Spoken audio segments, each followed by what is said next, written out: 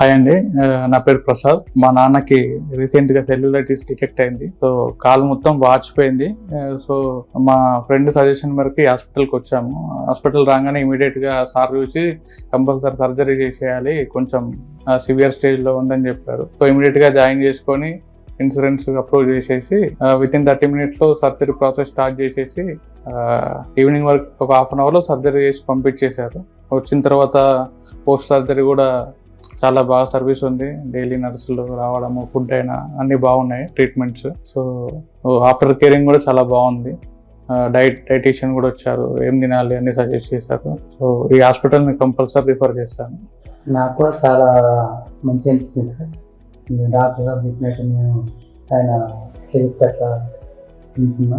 ఆయన చాలా మంచిగా చేసింది ఆపరేషన్, చాలా మంచి డాక్టర్ సార్. అలా మొత్తం ఫ్యామిలీస్ లాగానే చూసుకుంటూ చాలా సిస్టర్స్, నర్సు, డాక్టర్స్ అందరూ చాలా బాగుంది. బాగుంది హాస్పిటల్, బ్రహ్మాండంగా ఉంది సార్.